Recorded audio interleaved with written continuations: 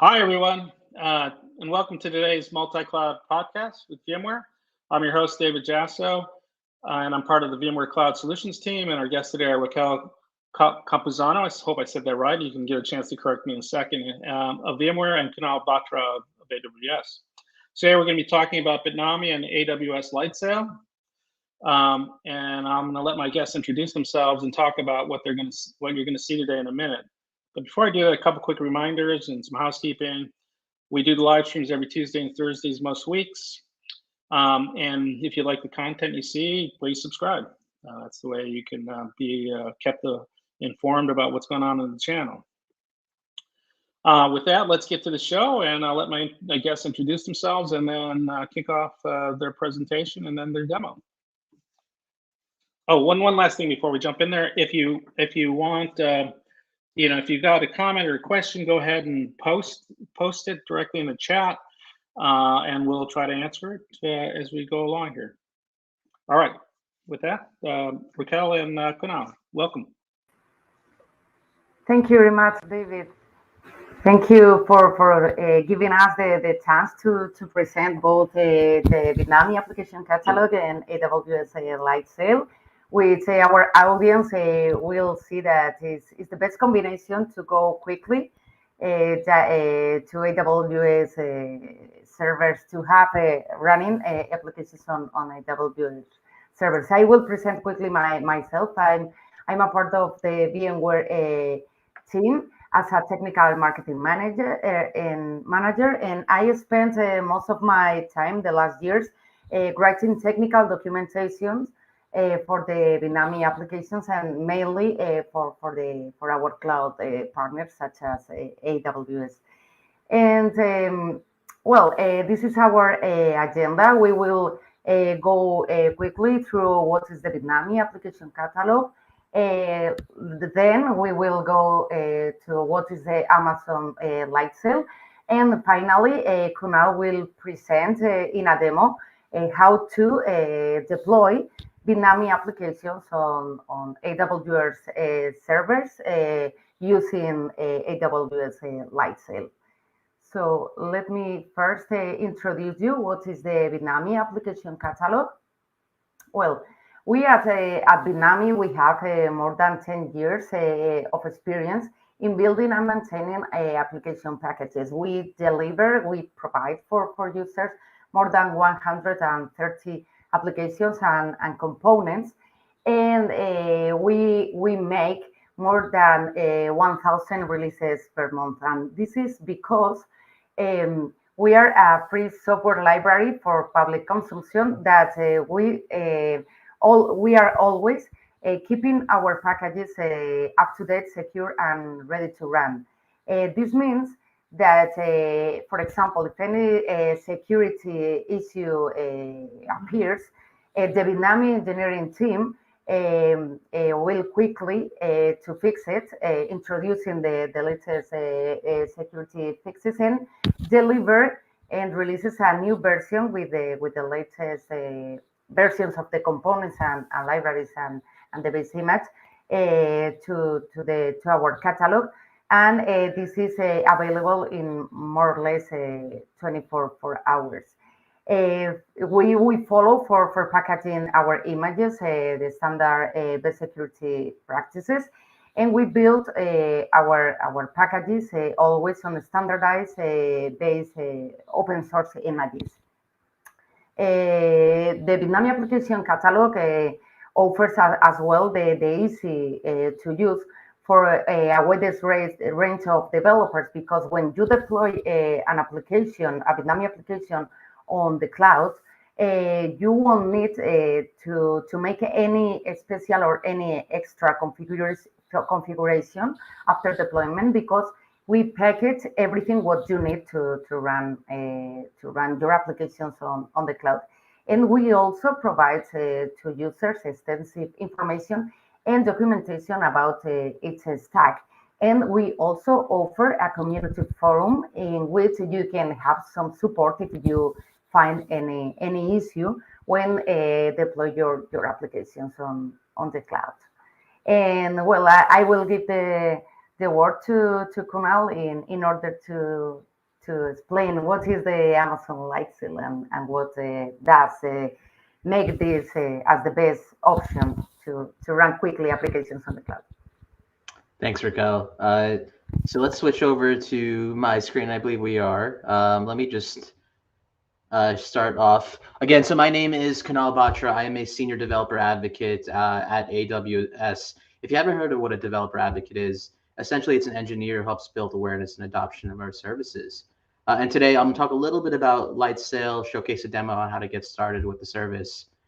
So for those of you not familiar, Lightsail is a service we launched around 5 years ago, I would say, November 2016 at reInvent. Yes, about five years. And essentially, it's the easiest way to get started with AWS or the cloud. So let me just move on to the next slide here. And essentially, it makes it really easy to launch pre-configured cloud resources, instances, containers, databases, load balancers, and more. And essentially, we want to move away from the complexity that AWS has in terms of infrastructure. When we think about Lightsail, we think about this is ideal for people who are experts at something, but infrastructure is not that something. And we really want to make this simple, right? So we make the ability to launch instances, containers, databases, load balancers, and more very easy. We also move away from that pay-as-you-go pricing that you see with services like EC2. And we give you low cost, predictable pricing. The only caveat here is for each of those tiers that we have for Lightsail, we also have little allowances for egress data, and I'll showcase that in a second. So essentially, it's going to be predictable monthly pricing unless you go over that how much data is transferred out of the service. Also, it's easy to use. It's a friendly console. We really make this opinionated and something that you can simply just start using general compute for any of your applications. Now, if you do want to take advantage of any workload specific applications like AIML or HPC, you definitely want to take a look into specialized instances on EC2. Otherwise, this is a great place to get started. And as Raquel mentioned, we have a bunch of click to launch blueprints where you can launch development stacks, and I'll showcase that with the LAMP stack. You can also launch applications such as WordPress or Magento, all with a click, and it takes a minute to launch. And you can also scale to the AWS ecosystem as you grow. So essentially, you can take a snapshot of your instance. From there, you just right-click on that and say export to EC2. And now with more complex workloads, you can, as you grow, you can transfer that over to EC2 to go ahead and manage that. So again, easiest way to run applications in the cloud. And that's the whole premise of Lightsail. We really want to simplify this, take away that pay-as-you-go pricing, make it predictable, low-cost pricing that you can manage as well when you're new to infrastructure. And you can see a slide here just talking about how this starts off, showcases the platform and the blueprint. I'm going to go ahead and switch over to the demos. I feel like that'll be a better way to showcase this. So I'm just going to open up any tab over here. So let me just go here, and I'm going to go to console.aws.amazon.com. Now, this is the AWS Management Console. This is how you can access any of the AWS services over here. Now, if you want to access Lightsail, one way to do that is just by going to the search bar here and typing in Lightsail, and that'll launch the Lightsail service. It'll launch any AWS service that you want to. Otherwise, if you just want to access Lightsail directly, you can go to lightsail.aws.amazon.com, and it'll take you straight to the Lightsail homepage. Now, over here, we have a couple of options presented in front of us. We have the ability to go ahead and create an instance, which we'll do in a second. We can also deploy applications. We have any in containers, really simple, really easy to use. We can launch databases here. We can go ahead and create static IPs, DNS zones, load balancers, attach that to our instances. We can add buckets in our storage. We can also take snapshots, like I talked about before, of any of our instances. And then from there, we can transfer that to EC2 if we ever want to grow out of Lightsail as well. But let's get started and showcase how we can create an instance. So again, really simple to use. We just go here, say create an instance. we're presented with a couple of options now. Now, at any point, if you forget what any of these are, you can go ahead and click on that question mark over here, and it's going to pop out a little window to the right telling you what each of these different options means. For the instance location, I'm just going to keep US East 1. That tends to be where I keep most of my applications. Now we can go ahead and pick an instance image. So basically we choose the platform. Do we want a Linux or Microsoft variant? From here, you can see there are different blueprints for each of these platforms. So I have 28 blueprints accessible here, or for the Windows one, 4 blueprints accessible. I want to launch a LAMP stack right now. So this is one of our development stacks. You can see other stacks we can launch. Again, this is really simple to launch. We want it to launch WordPress. Just a click of a button, we'll have WordPress ready to go. Magenta ready to go. Any of the development stacks, we can have that ready to go. In this case, we're going to do PHP and the LAMP stack. We're going to go down here. We have a couple of optional capabilities here. One that I always found interesting is adding a launch script. So if we want to go ahead and just launch an instance with the LAMP stack, and we want to already if we have code in a GitHub repository, we can add something to the script to say, just clone that into our directory, go ahead and create a database, have that all ready for us by the time this launches. So if you do have that ready, you can just go ahead and add that in the launch script. Right now we don't, so I'm just gonna skip that. Next, we're gonna go ahead and choose an instance plan. Like I mentioned before, we wanna move away from that pay-as-you-go pricing and have that low-cost, predictable pricing. So you can see that $3.50, $5 a month, all the way to 40, and you can keep going to more options over here based on what you're trying to do.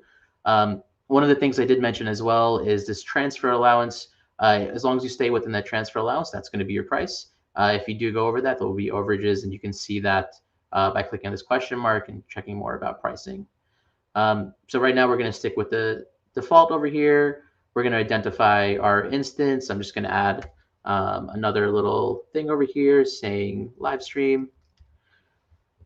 And then the last option we have over here are key only tags or key value tags. This is again optional. You can go ahead and add tags on it just for organization purposes when you come to see the bill or any sort of for billing reasons. We're going to skip that right now. I'm going to go ahead and create an instance. And that's easy. I walked through most of these options right here, but essentially you just have to go there, choose which application you want to launch with the blueprint, and then create instance. And then within a minute or two, that should be launched. You can see I have a couple of other instances already set over here, some WordPress ones, some PHP ones. And again, this is really used as soon as this launches. You can see that I have an IP address that's where this is going to live. I can just go ahead and copy that, paste that, and then you can go ahead and see that application. And I can showcase this from a previous launch one in the meantime. So I'm just going to copy that IP address, open up a new tab, paste that. And then you can see that I have the Bitnami LAMP stack running over there. So it's super simple to use. It launches within a minute or two. And then that's not the only thing. You can also access your instance over here pretty simply in the browser as well. So you can see, I think it's not sharing in this window, but essentially in this, it'll go ahead and open up another tab for you where it is, let me see if I can open up in a tab. Yep, there we go. It's just connecting to the instance. And then from here, we can just go ahead and just access the instance like you would do anything else. I can showcase where those HTML files right now that we're running are. You can see that index.html over here. If we can just go ahead, open that up. And that's the code that just said, welcome to that Bitnami LAMP for 7.4.24 stack. So again, this is really simple to use, really easy to take advantage of. And then I just wanted to show one more or a couple more things here. So if I go back to that Lightsail homepage over here, I do have a WordPress stack I also ran. Again, this is super simple to set up. Just I hit create instance and automatically launched a WordPress stack for me. I'm just going to go ahead, copy that IP address, come right over here and just paste that. And you can see that WordPress up and running right for me. So again, this is really simple to get started and take advantage of these blueprints as well as AWS as well. If you do want to learn more about this, we do have a great resource here. It's called Lightsail Workshop. So lightsailworkshop.com. You can go to Lightsail Workshop, and then from here, you can see how to deploy and scale a LAMP app, something we just showcased for that development stack. It'll just walk you through the steps. It'll also showcase how to migrate over to EC2 as well. If you want to just see how when it does grow, how you can take advantage of EC2 as well. So that's Lightsail. It makes it super simple and easy. Just going through the slides here as well. Yes, go ahead. No, I was just going to ask a few questions. And so I just want to sort of recap some of the things we saw today, and just, you guys correct my understanding, which so Bitnami, Raquel, you're providing a bunch, lots of standardized curated stacks, right? And software components that are going to be building blocks for our applications.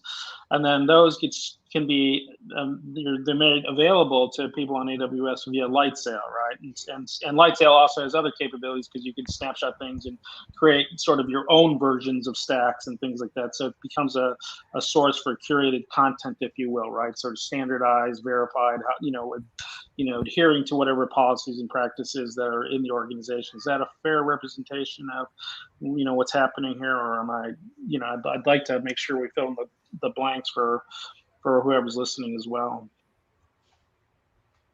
It's for both of you. So is that, in terms of sort of the relationship between Bitnami and Lightsail? I'm just trying to pick up that and make sure that we sort of make that super clear for folks. Yeah, we have delivered a application for Lightsail. I think that probably from the beginning of Lightsail, because we provide applications for AWS for a long time. And I think that Lightsail always bet and like always thought that Bitnami was the best partner to provide this kind of images to Lightsail users, because I think we both have exactly the same philosophy about the easy,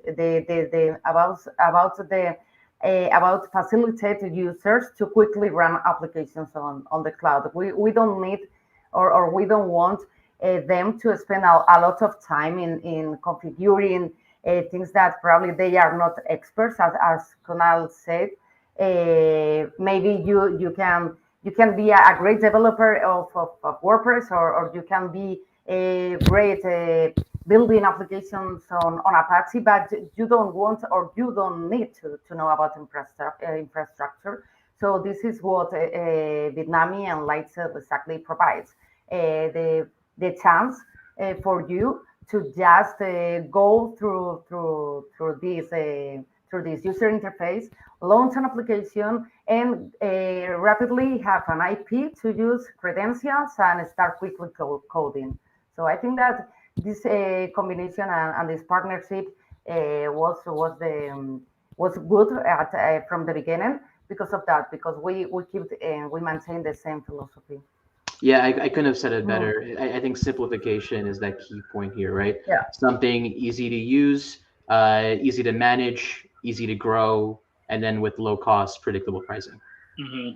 So it simplifies some of the access points in terms of, like, where you go to get sort of a lot of the things you need to do to get an application started, right? So it's exactly. Like, yep. It's a potential alternative to sort of doing a lot of things that you'd have to do sort of in a more disjointed way, right? I think that's sort of like the value prop around it, right? Because there was a question, so I think from someone that was, where's the Bitnami app catalog, which I think, that's also available. That is something you can use separately, but this is sort of this integrated approach just makes a lot of things easier. Like, and then like you can add things to Lightsail, like snapshotting something you've created yourself that becomes a standard you want to use. So you've got access to Bitnami, you've got access to things you've created that are building blocks for applications, and sort of you can put a lot of functionality there that you would have to go through either the AWS console or go to the Bitnami catalog separately, and sort of like just brings it all together for you. Is that a fair representation of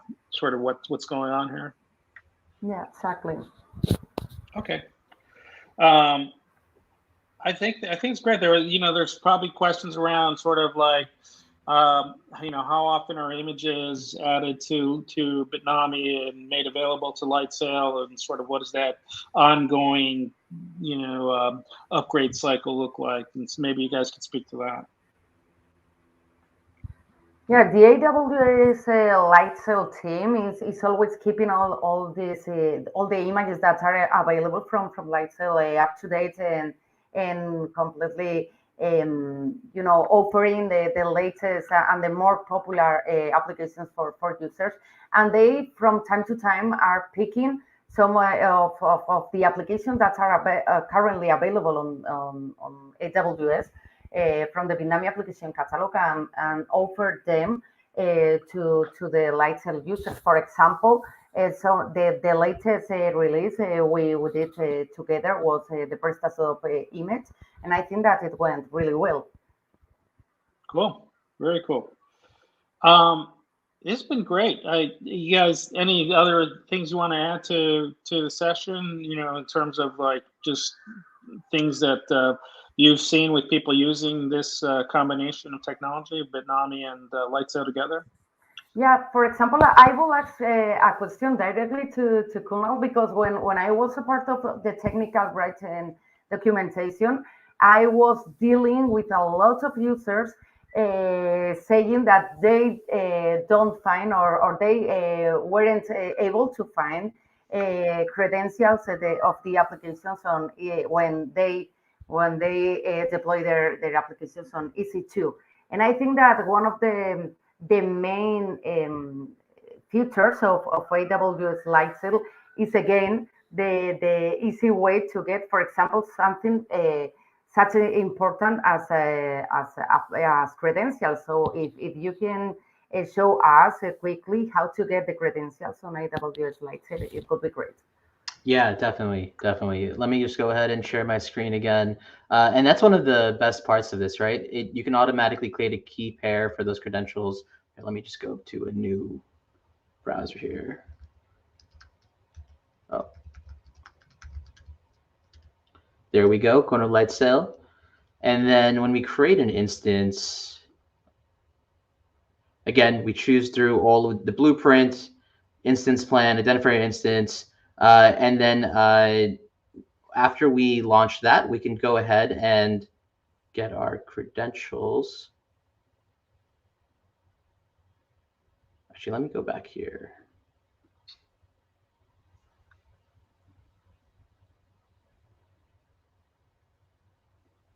Sorry about that. Let me just do this one more time. There we go. So we can get our SSH key pair. So you can see right now, I'm already using mine, a previous one that I made called Flask app over here, and we can change that. But basically, you can just create an SSH key pair and then log into your instance using that.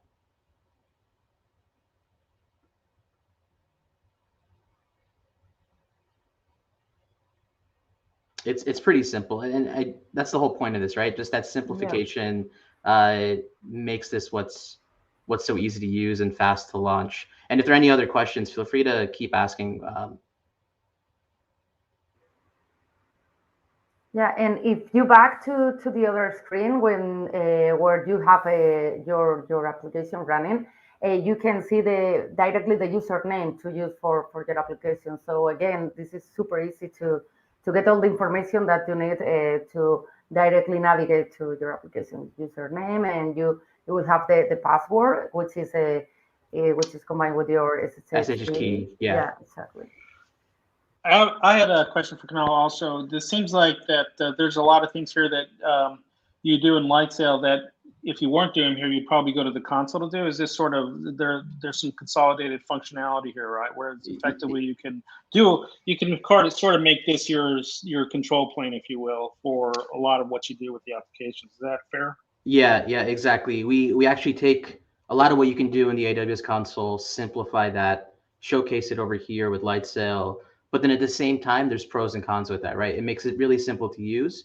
But then because we're opinionated now, where it's great for general compute, but if let's say you want to do like something very specific for AML, you still need EC2 for that, and choose an instance that has GPUs in it. But for the most part, we find a lot of our users find a lot of that value with that simplification with Lightsail. Yeah, I mean, I think whenever you do some curated activity, you have to make some choices around leaving very complex things out, because it sort of like defeats the purpose, right? It's like if you're trying to simplify it, so that's always like sort of a good point for users, the caveat, right? Which is like, hey, you're not seeing everything, right? It's like you're seeing sort of a selection of things we've chosen for you to make it simple to use.